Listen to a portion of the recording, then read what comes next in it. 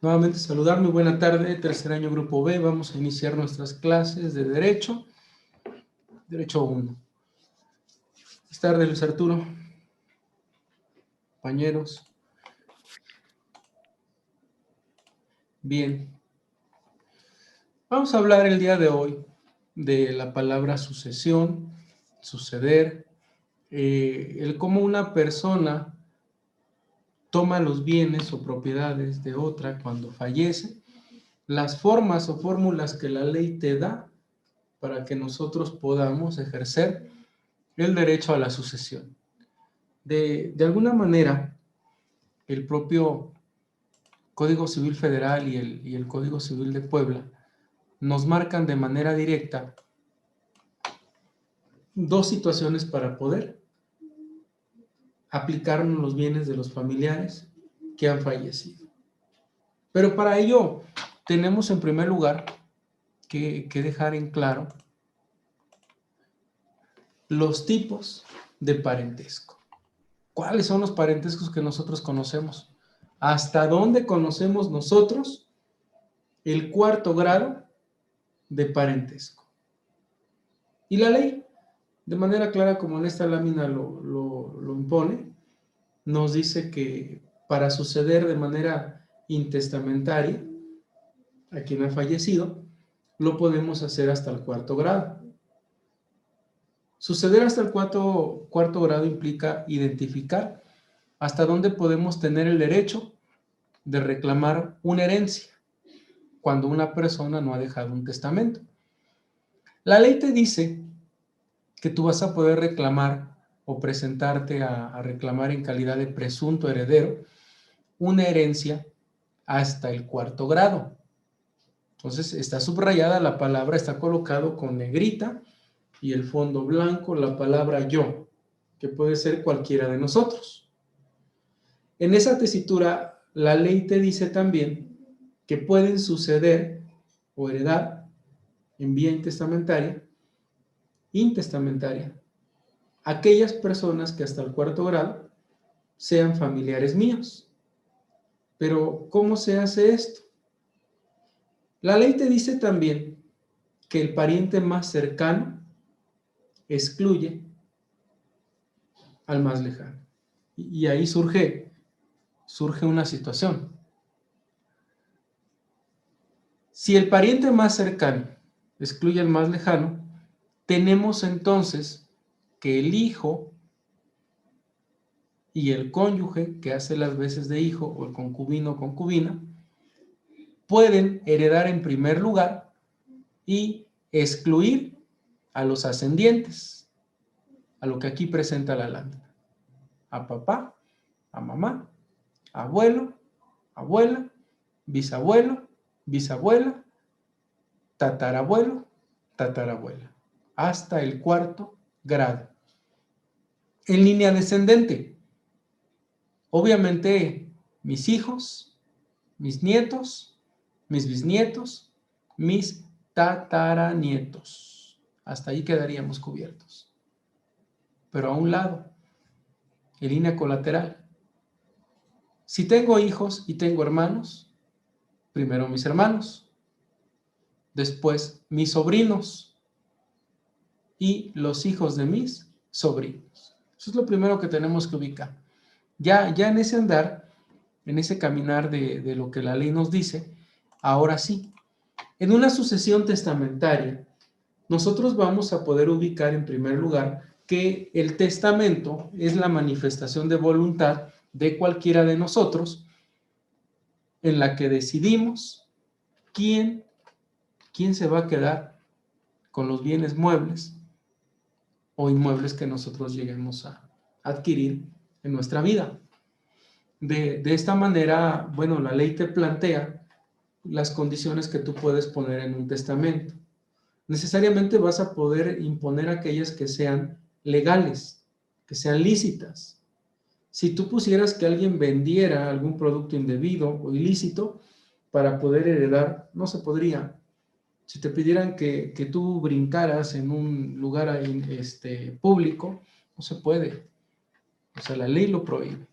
Si te pidieran que hicieras alguna situación que vulnere una ley administrativa, una ley penal, una ley civil, no se va a poder. Esa condición se va a tener por no puesta. Cuando hablas de la capacidad para testar, yo les recuerdo la palabra capacidad jurídica. Y en la capacidad jurídica, ustedes van a poder encontrar que pueden testar todos los que tengan capacidad de goce y capacidad de ejercicio, es decir, que tengan la mayoría de edad. Y al tener la mayoría de edad, se pide que la persona no tenga las situaciones que ustedes ya conocen. Es una persona incapaz aquella que es alcohólico consuetudinario, aquella que es drogadicto consuetudinario, aquella que tiene locura momentánea e intervalos de lucidez, un sordomudo que no se da a entender y obviamente un menor de edad. Ahí están las personas que no tienen capacidad para testar. Ojo, pero estas 5 personas tendrán capacidad para heredar. ¿Quién me responde? ¿Tendrán capacidad para heredar ellos? Un alcohólico, un drogadicto, un sordomudo, un menor de edad.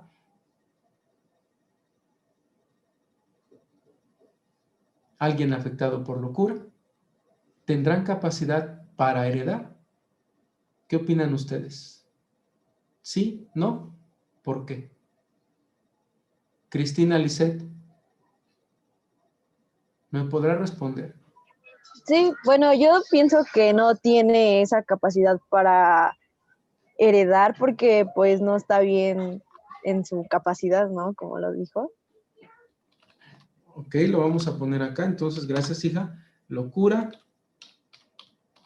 el alcohólico, el drogadicto. Sordomudo.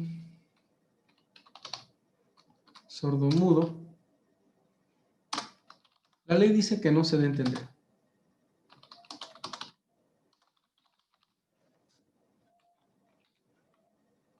Y nos falta menor de edad.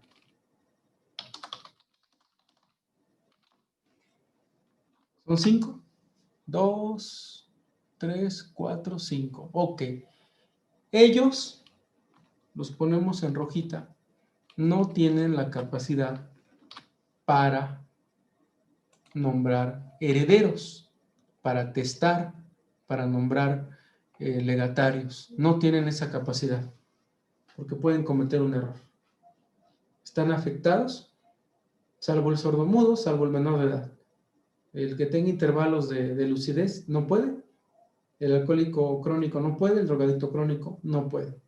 Pero como le decía yo a Cristina Lisset, la capacidad para heredar de ellos. Y aquí la respuesta en el de arriba es no. ¿Tienen capacidad? No.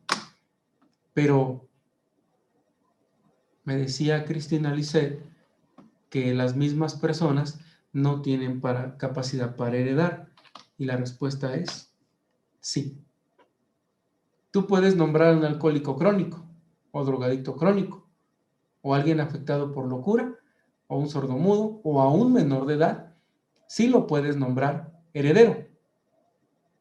¿Qué es lo que vas a tener que hacer? Que al que sea incapaz se le va a designar un tutor y un curador. Uno va a administrar y el otro va a vigilar que el primero cumpla su deber como buen padre de familia, sin que lo sea. Ahí estaría la respuesta, Cris. Sí se puede. Sí puede usted, como menor de edad, heredar. Pero por ley los papás de usted, por ser menor de edad, hija, son los que van a administrar. Y se va a nombrar por cuerda separada un curador. De hecho, la ley dice que si usted como menor de edad llegara a heredar de algún familiar, papá y mamá no podrían ser tutores ni curadores. Tendría que designarse a un tercero como tutor y a un tercero obviamente también como curador. Y usted podría, al estilo de Luis Miguel, gestionar o tramitar ante juzgado su emancipación, para que pudiera usted administrar, pero no vender sus bienes. Eso ya lo vimos en clases pasadas. Ahí cubriríamos ese aspecto. Sin lugar a duda, la gran división que tenemos en el derecho civil, en el libro sexto, es entre heredero y legatario. Es una explicación que nos trae conflictuados en todo el esquema, porque es un concepto tan innovador y a pesar de que no es nuevo, tan diferente, que en ocasiones por enojo las familias o los familiares nombran herederos a varios y nombran a un solo legatario. ¿Y qué creen?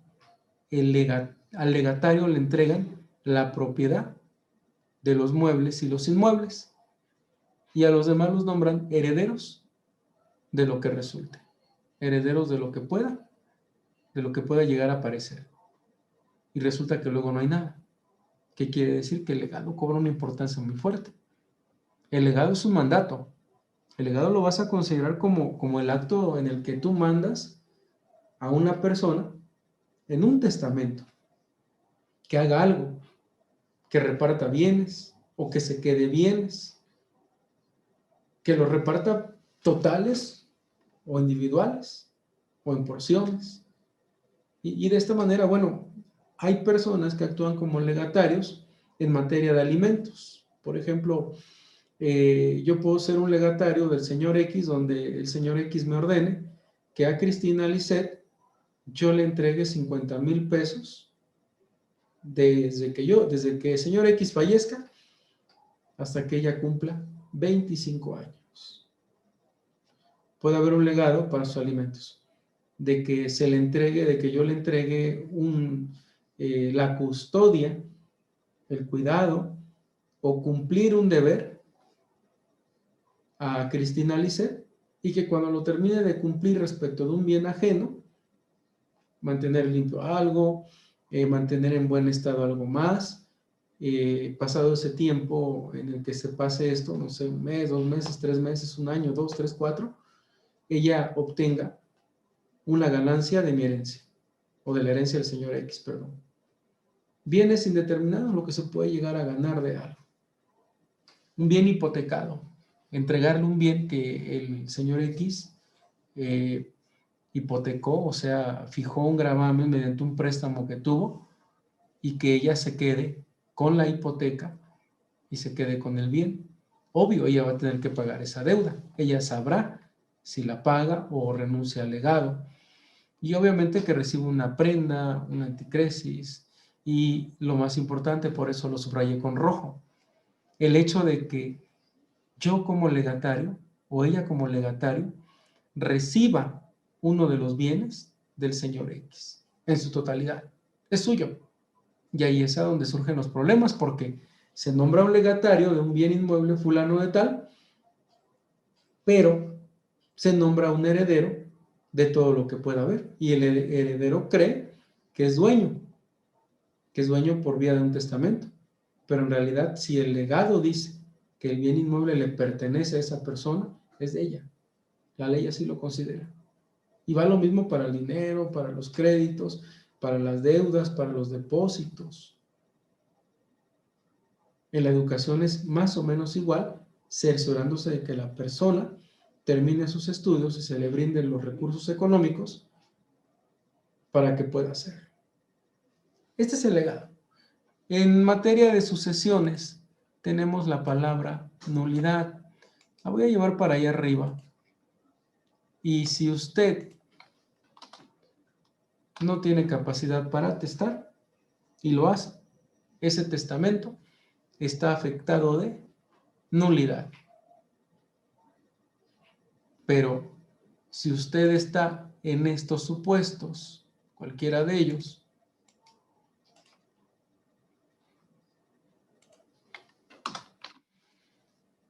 y usted recibe una herencia, se le designa un tutor, un curador, que van a administrar. Pero, ¿qué ocurre cuando tenemos la revocación? La revocación es una figura que en el derecho civil, de hecho en todo el derecho, todas las ramas del derecho. Revocar implica echar atrás, lanzar para atrás algo, el anular, valga la expresión, aunque no es anular, sino es quitar, cambiar la decisión de alguien o de algo.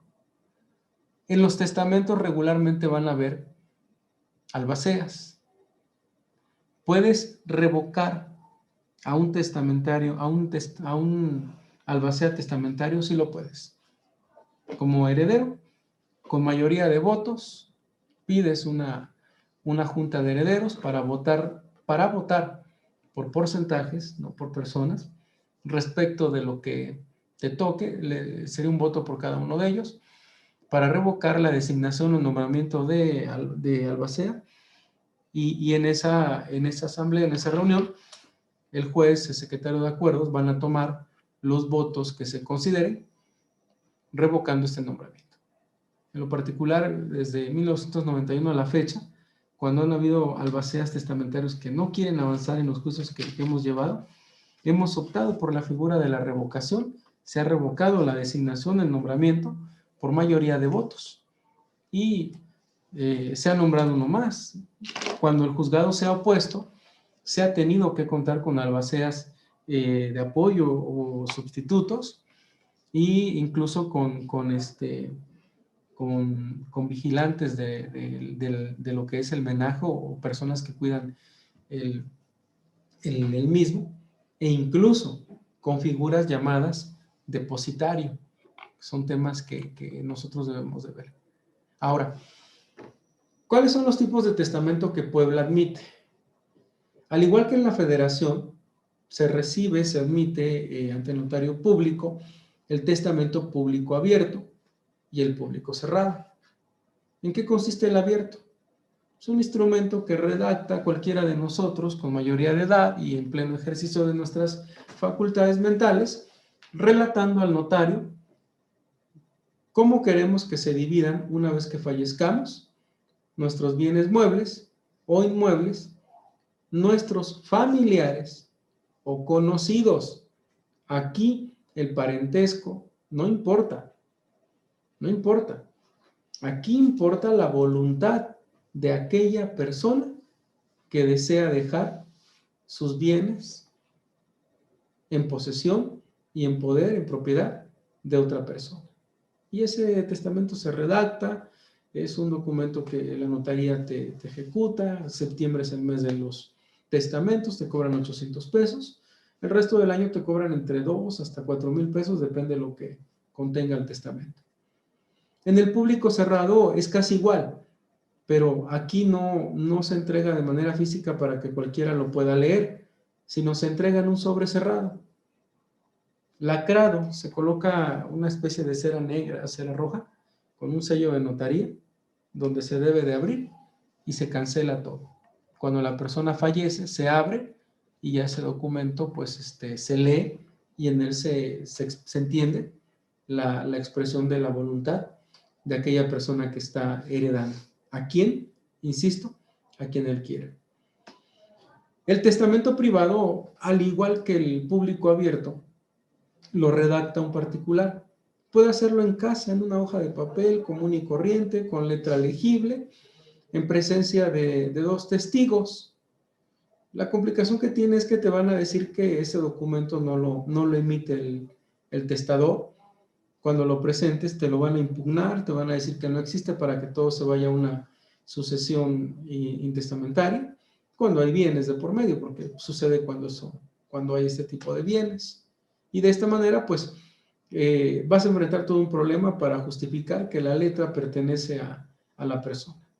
Y yo en lo particular he visto de 1991 a la fecha, igual solamente tres testamentos privados, y 2 de ellos de muchísimo dinero, de 2 pastores que tenían muchos bienes, y al final fueron impugnados. Fueron impugnados pero la viuda de cada uno de ellos logró demostrar que sí los había emitido. Es lo que puedo comentar de ese tema. Un testamento militar, bueno, conforme a la regulación del Código Civil Militar, el soldado o el militar, sea de tierra, de aire o de mar, acude ante sus autoridades y ante ellas, ante notarios militares, que los hay, otorga igual en público abierto, público cerrado, otorga su voluntad y ahí queda atestado y en sus fueros y caminos justificado que ellos están dejando un testamento. El testamento marítimo, como la palabra lo dice, en un barco, en un navío con emblemas mexicanos en alta mar, puedo, igual en pleno uso de mis facultades, es la condicionante que siempre vamos a tener, puedo decidir a quién le voy a dejar mis bienes muebles e inmuebles. El capitán de barco obviamente actúa en su carácter en ese momento y en ese accionar, con facultades de lo que es un notario con esa habilidad, y al siguiente puerto que llegue debe rendir informe a la autoridad notarial cercana para que se valide la voluntad de la persona que está ejecutando o celebrando un testamento. Los testamentos que se celebren fuera del estado de Puebla, público abierto, público cerrado, privados, tienen el mismo alcance. De esta manera, queda fija la idea de que una sucesión testamentaria o intestamentaria, si ustedes me dijeran, profe, ¿qué nos conviene más? ¿Es sucesión testamentaria o intestamentaria? ¿Nos puede llevar el asunto porque falleció un familiar? Yo diría sí, pero mi respuesta sería, ¿están de acuerdo todos? Sí. ¿Son mayores de edad todos? Sí. ¿Todos son hijos directos? Sí. Oigan, ¿y por qué no van al notario público? En lugar de acudir a un juzgado, en lugar de presentar y gastar en un avalúo privado, ¿por qué no de manera directa buscan al notario de mayor confianza o el que mejore el presupuesto y ante él inician ustedes la sucesión testamentaria o intestamentaria? Ya ustedes me dirían, ¿nos conviene? Sí, es más barato. Desde luego es más barato porque contratar un abogado implica el hecho de que ustedes pues paguen mis honorarios, paguen los honorarios del que va a evaluar los bienes y nos dediquemos, incluso en esta pandemia, a llevar un asunto con la lentitud con la que se está trabajando hoy día en Ciudad Judicial o en cualquier distrito judicial por el mismo tema de la pandemia. Eso es lo primero que tenemos que checar nosotros. Ya después de ello, si entramos ahora a lo que es una sucesión legítima o intestamentaria, ¿qué ocurre con ella? Inicié mostrándoles el cuadro que explica el parentesco hasta el cuarto grado, hasta donde aplica, precisamente porque en la sucesión legítima cuenta bastantísimo el derecho de representación o la estirpe.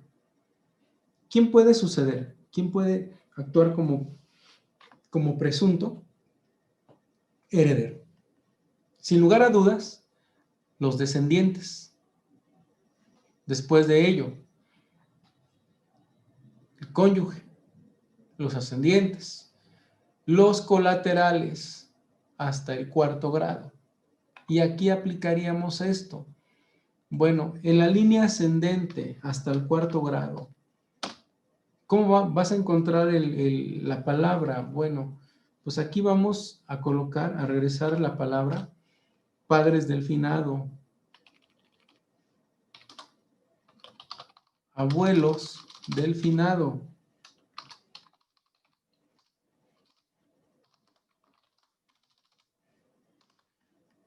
bisabuelos y tatarabuelos, si es que los hay. Ahí está en línea ascendente el cuarto grado. Colaterales. ¿Quiénes son los colaterales? Bueno, pues son mis tíos, mis primos, mis sobrinos. Y los hijos de mis sobrinos. Eso es lo que tenemos que ubicar. Ese es el cuarto grado. Hasta ahí lo tenemos contemplado. Ahora, hay una máxima en la ley. La ley tiene como máxima que el pariente, nunca se dejen engañar, por favor, el pariente más cercano excluye al más lejano. Oye, pero es que más cercanos son los papás. No, los parientes más cercanos son los descendientes, son los hijos. Bueno, pero es que es hijo adoptivo. Fíjense, es hijo adoptivo o es hijo reconocido. No importa, son hijos para la ley. El descendiente sea un hijo de sangre o directo, adoptivo o reconocido, es un descendiente directo y como consecuencia es el primero. Ah, pero si hay cónyuge, esposa o esposo, concubino o concubina, ellos entran en partes iguales como hijos. Esa parte sí necesito que la tengan muy clara. Cuando hay un cónyuge o está la figura del cónyuge en su modalidad de esposa-esposo, porque tiene un acta de matrimonio, o concubina o concubino, porque tiene la convivencia pública y permanente de actuar en tal sentido, de ser una pareja, una familia, ellos entran en su calidad de hijo. ¿Y cómo es eso? Bueno, pues si hay 3 hijos más el cónyuge o concubino, lo que haya de herencia se divide entre 4. O sea, lo que llegue a resultar ahí siempre se va a dividir entre 4. Aquí podríamos ponerle que el 100% se dividirá entre 4. Es que hay 10 hijos, porque luego las hay las familias, entonces aquí sería 11 y sería el 100% entre 11. Y así la cantidad que ustedes pongan. La cantidad de hijos más el cónyuge o esposa o esposo, concubino o concubina. Pero estos familiares, estos excluyen a los ascendientes. Si hay hijos y hay una pareja, los papás, los abuelos, los bisabuelos, los tatarabuelos, tíos, primos, sobrinos, hijos de sobrinos, la UAP y la asistencia pública quedan fuera. Cuando no los hay, bueno, entonces sí apréndanse la reglita. Cuando no hay descendientes, cuando no hay una pareja en los supuestos que les estoy dando, necesariamente entran los papás del finado, entran los abuelos, los bisabuelos, los tatarabuelos, y cualquiera de estas duplas excluyen a los colaterales, llámese tíos, primos, sobrinos, hijos de sobrinos, a la UAP y a la asistencia pública. No hay colaterales, no hay ascendientes, hay colaterales. Si hay tíos, heredan por partes iguales y excluyen a sobrinos, a primos, a sobrinos, a hijos de sobrinos. Es que no hay tíos. Bueno, pues entonces van los primos por partes iguales. Es que no hay primos, van los sobrinos.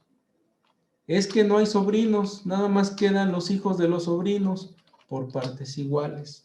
Es que no hay ningún familiar, la UAP y la asistencia pública por porcentajes iguales. Y ahí sí, es por partes iguales porque son 2 órganos que nunca van a dejar de existir.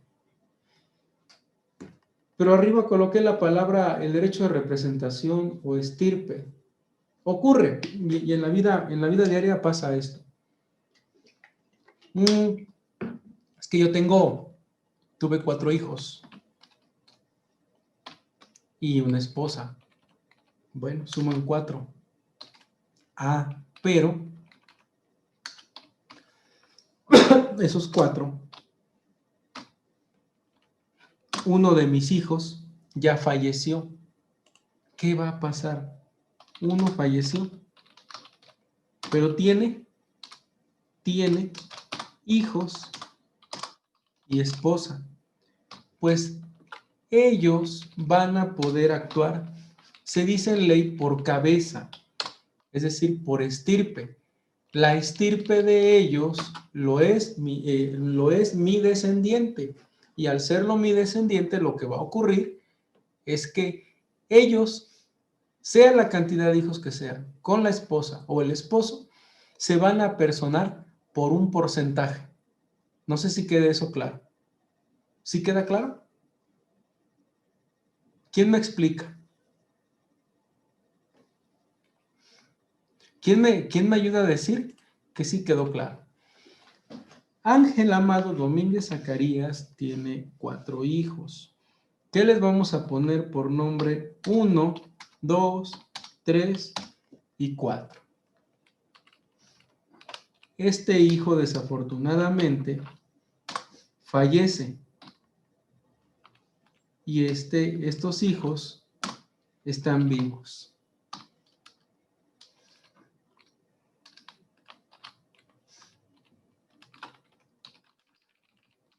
Ok, voy a hacerlo así. Están vivos. Y tengo una esposa. Y yo me muero. Ok. Está aquí el supuesto. Estoy con 4. Pueden ser más. Él ya murió. Pero él tiene 6 hijos. Y dejó una viuda. O viudo.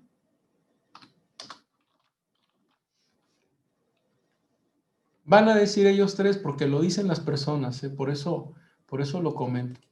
Bueno, pues nada más nos toca a nosotros y a mi mamá no, porque ya está grande. No.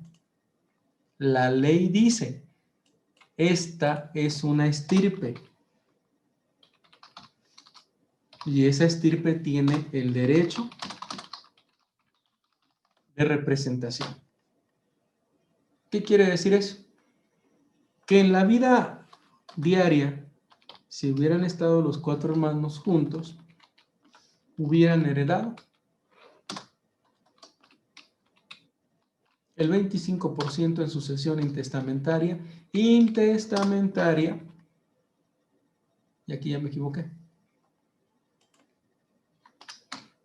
habrían heredado el 20%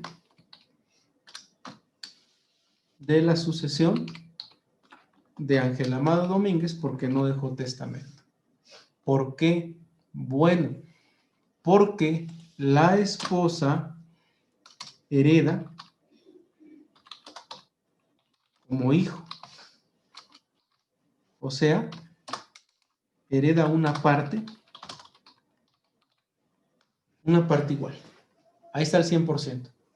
¿Qué va a ocurrir aquí? Bueno, pues ellos 7, porque aquí arriba, si se dan cuenta, son 7. Aquí arriba hay 7. Ellos 7 van a heredar un 20% y se lo van a dividir a como les toque, de a 2.0 no sé qué tanto. El que está vivo, su 20, su 20, su 20 y su 20. Que dijera la viuda, es que yo no quiero y yo repudio. Bueno, ahí lo que va a ocurrir es que si ella repudia de manera general, este 20% se iría 5, 5, 5 y 5. Es que yo tampoco quiero. Bueno, pues entonces sería 10, 10, 10. Y así las cantidades se van jugando para que acrezcan. Ese se llama derecho de acrecer. Este es el famoso derecho de acrecer. Pero acrecer, partes iguales. ¿Qué es lo que yo sugiero? Cuando platico con las familias y veo que ellos dos no se llevan con ellos, o ellos no se llevan con los demás, o ellos no se llevan con los demás, y la mamá o cualquiera de ellos no quiere heredar, pero no quiere que los de arriba se queden con ese porcentaje. Bueno, para salvar esto, presento al que no quiere, lo presentamos al tribunal y ante el notario público hacemos una sesión de derechos litigiosos con un poder notarial. Y de esa manera, bueno, ya la persona no van a crecer todos se heredan por igual, pero ese poder vamos a poner que lo coloca aquí la mamá, no quiere que crezca, por ejemplo, porque se portó muy mal y la esposa se porta mal, y etcétera, que es lo que yo he visto en diferentes juicios. Ahí lo que va a ocurrir es que ella también va a ser heredera, pero cuando haya una escritura final, si ella quería que se le quedara a él o se le quedara a ellos tres, ese 20% lo va a donar, y mediante donación, él ya no se lo quedó, ella se lo quedó, pero lo repartió a quien quiso. Es como que darle vueltas a las situaciones. Eso es lo que encuentras en sucesiones. Es un tema muy bonito, es un tema muy amplio, y pues se ubica de esta manera el derecho de crecer, ya se los expliqué. La apertura y transmisión de herencias es un tema que yo creo veremos en la siguiente clase. Está muy extenso esto. Bien, cierre de sesión. Por favor, Saray López Iturbide, si nos da su conclusión de la clase, por favor. Pues ahorita al final, como dijo, se pueden ir variando los porcentajes de heredación conforme a los familiares que queden. Y al principio habló sobre si a una persona drogadicta, alcohólica, un sordomudo y a un menor de edad se le podría dar como este cargo de heredación. Y pueden heredar. Incluso la persona uh-huh. afectada por locura también puede heredar. ¿Sale? Sí. Muy bien. Pues bueno, les agradezco, hijos. Son las 3:30 de la tarde. Cierro sesión. Me quedan 2 minutos. Publico Luis Arturo en YouTube. Formulo la pregunta. Y por favor, voy a empezar a revisar las tareas del segundo momento. Empiezo a revisar en carpeta de Drive. Y vamos sumando. Ya entramos a la semana 4. La semana que viene vamos a trabajar, Luis Arturo, por favor, el martes que viene. Yo tengo que compartirles el lunes un contrato de arrendamiento muy pequeñito para que lo transcriban en su libreta, y un contrato de prestación de servicios profesionales también muy pequeño para que lo tengan todos en la libreta, y esa sea ya rellenado por ustedes, esa sea la evidencia del producto integrador que vamos a compartir a contabilidad y costos en el proyecto que hay de sacar el presupuesto para una kermés. ¿Sale, chicos? Todo, Luis Arturo, cerciorarse de que están todos participando en los comentarios. Acuérdense que es evaluación sumativa. Por favor, que no les falte, porque yo quiero 10. Me gustó mucho que tuve muchos 10 aquí. Entonces necesito los 10. Bueno, Dios los bendiga. Gracias y muy buena tarde a todos. Hasta luego. Hasta luego. Gracias.